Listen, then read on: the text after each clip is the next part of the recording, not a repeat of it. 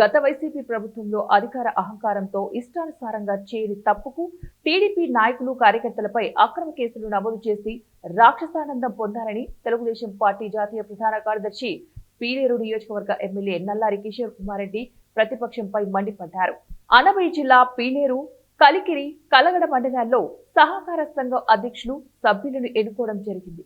ఈ సందర్భంగా ఆయన మాట్లాడుతూ సహకార సంఘం అభివృద్ధి, రైతుల ప్రయోజనాలు, వాటి లక్ష్యాలను సాధించడానికి నూతనంగా ఎన్నికైన చైర్మన్లు, డైరెక్టర్లు కృషి చేయాలని ఆయన కోరారు.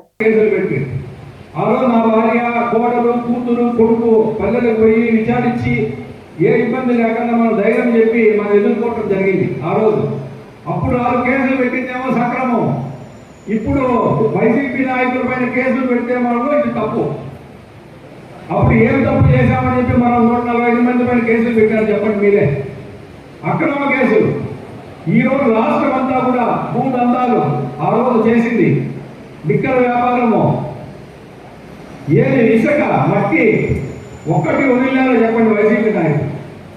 మనము ప్రజలు ఓటేసింది మనకు, ప్రజలు సేవ చేసేదానికి ఒక గుర్తు పెట్టుకోండి. 3 రోజులు భూమి కొట్టేద్దామా, ఇసుక దోలేద్దామా, మట్టి దోలేద్దామా, ఎంఆర్ ఆఫీసులో భూములు వేరేవాళ్ళు వెళ్తున్న రికార్డు వేయాలా, మార్చుకుందామా అనే ధోరణి మన నాయకులు ఉండకూడదు. ఎప్పుడు మనకు కూడా తేడా ఉండదు. ఎందుకు మనకి 8,000 ఓట్లు పీలేరు మండలం మెజార్టీ వచ్చింది?